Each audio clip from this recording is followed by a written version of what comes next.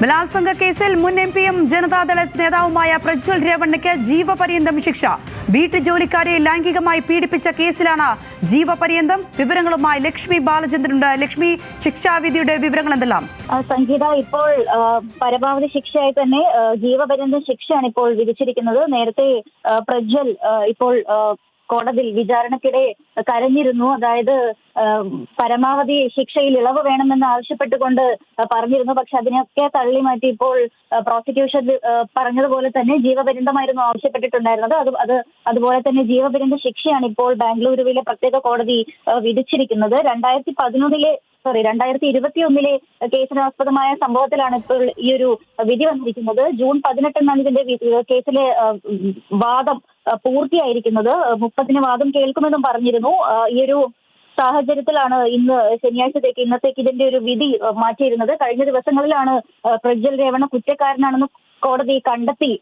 അതായത് കുറ്റക്കാരനാണെന്ന് തെളിഞ്ഞത് കോടതിക്ക് ബോധ്യമായത്. അതിന്റെ ശിക്ഷയാണ് ഇന്നിപ്പോൾ വിധിച്ചിരിക്കുന്നത് ബാംഗ്ലൂരുവിലെ പ്രത്യേക കോടതി.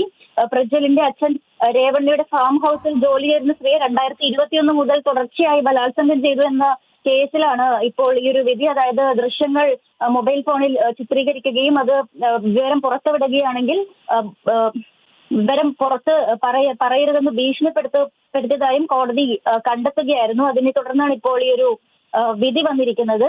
മറ്റ് ഒരു പെട്ടെന്ന് വിചാരണയ്ക്ക് ശേഷം വെറും 8 ആഴ്ചയ്ക്കുള്ളിലാണ് ഈ ഒരു വിധി വന്നത് എന്നുള്ളൊരു പ്രത്യേകത കൂടിയുണ്ട്. വളരെ പെട്ടെന്നുള്ളൊരു വിധിയാണ് ഇപ്പോൾ വന്നിരിക്കുന്നത്. ഇതിന്റെ പരമാവധി തെളിവുകളൊക്കെ ശേഖരിച്ച് മൊബൈൽ ലൊക്കേഷനും ഡാറ്റയും മറ്റ് സാങ്കേതിക തെളിവുകളും ഒക്കെ സംബന്ധിച്ച് വ്യക്തത വരുത്തി ഈ ഒരു ശിക്ഷാവിധി ഇന്നത്തേക്ക് മാറ്റുകയായിരുന്നു. പരമാവധി ശിക്ഷയിൽ ഇളവ് വേണമെന്ന് ആവശ്യപ്പെട്ട് നേരത്തെ പ്രജ്വൽ കോടതിയെ സമീപിച്ചിരുന്നു. പക്ഷെ അതിനൊന്നും കാര്യമുണ്ടായിരുന്നില്ല.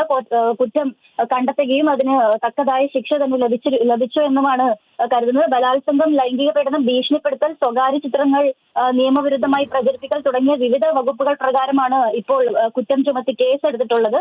2000-ലധികം അശ്ലീല വീഡിയോ ക്ലിപ്പുകൾ ഈ പ്രജ്വൽ ഉൾപ്പെട്ടിട്ടുള്ള 2000-ലധികം അശ്ലീല വീഡിയോ ക്ലിപ്പുകളാണ് സമൂഹ മാധ്യമങ്ങളിൽ പ്രചരിപ്പിച്ചിട്ടുണ്ടായിരുന്നത്. ഇതിനെ ഒരു JDS-ൽ നിന്ന് പുള്ളി പ്രജ്വലിനെ പുറത്താക്കിയിരുന്നു.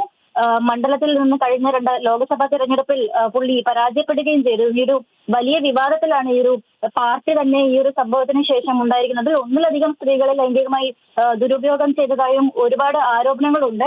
ഈ ഒരു കേസ് മാത്രമല്ല, കഴിഞ്ഞ വർഷം തന്നെ 3 കേസുകൾ ഈ ഒരു പ്രജ്വൽ രേവണ്ണയ്ക്കെതിരെ വന്നിട്ടുണ്ട്.